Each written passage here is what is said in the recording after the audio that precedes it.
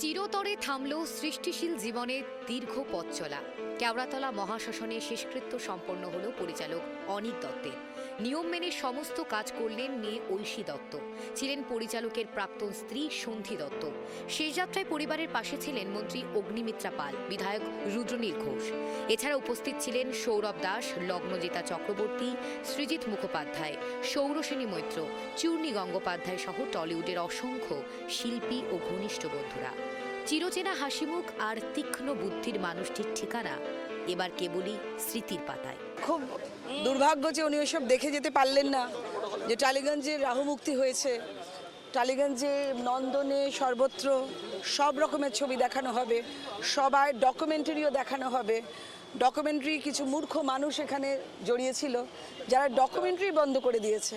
Documentary মানে তথ্য, আর এই যে যেটা অপরাজিত সেই ছবিটাও তো তথ্য সমৃদ্ধ একটা ছবি। খণ্ড হয়েছে একটা মানুষ, এরকম থিঙ্ক ট্যাঙ্ক চলে গেলেন আমাদের মধ্যে থেকে। এর জন্য দায়ী কে? খুনি ওরা, থিঙ্ক ট্যাঙ্ক নষ্ট করে দেয়।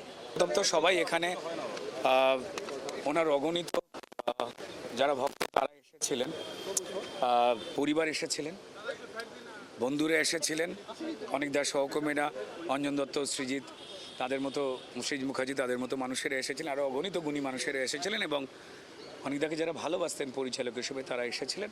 এইটা বলতে পারি যে অনিক দত্তের যে সিনেমাগুলো এখানে চলেনি, সম্মানীয় মুখ্যমন্ত্রী শুভেন্দু অধিকারী মহাশয় এবং এই নতুন পশ্চিমবঙ্গ সরকার, অনিকবাবুর সেই সিনেমাগুলো যা এর আগে চলতে দেওয়া হয়নি, সব চলবে খুব দ্রুত।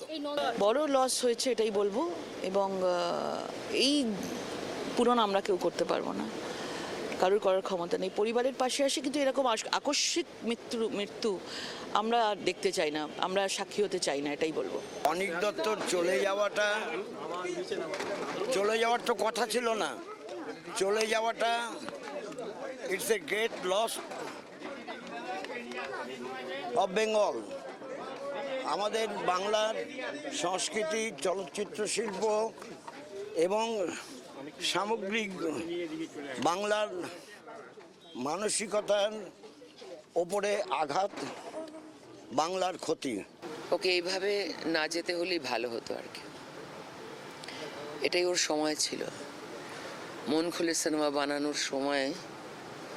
ও কেন পিছু হটলো জানি না, অনেক দিন ধরে কষ্ট পাচ্ছিল, ওকে অনেক অপমান সহ্য করতে হয়েছে। এর আগে পিস ওয়ার্ল্ড থেকে নিয়ে এসে প্রথমে নন্দনে অনুরাগীদের শ্রদ্ধা জ্ঞাপনের জন্য শায়িত রাখা হয় তার মরদেহ। তারপরে নিয়ে যাওয়া হয় NT1 স্টুডিওয়ে, যে জায়গার সঙ্গে জড়িয়েছিল তার কর্মজীবনের শুরুর অসংখ্য স্মৃতি। ঘটনা এটার এখনো হজম করতে পারছি না। দেখছি চোখের সামনে অনেকদের শুয়ে আছে, এটা হজম হচ্ছে না, সত্যি বলছি। এরকম একজন মানুষ, এরকম মাথা, এইরকম কাজ, এরকম কি বলবো, খুব খুব দুঃখের ক্ষতি। আর এর মতন আকস্মিক ধাক্কা লাগা, এইটা হজম করতে, মেনে নিতে, এটার সঙ্গে সইতে সময় লাগবে। অপরাজিত একজন মানুষ তার কাজের ক্ষেত্রে, কারণ কোনো শাসকের চোখ রাঙানি, ধমকানি, চমকানি কোনো কিছুর সাথে কোনোদিন আপোষ করেননি। সেখানে উনি অপরাজিতই থেকেছেন, নিজে পরাজয় স্বীকার করেননি। কিন্তু মৃত্যু সবারই হয়, কিন্তু এই মৃত্যু তো জীবনযুদ্ধে পরাজয়। এই পরাজয় অনেকদার কাম্য ছিল না।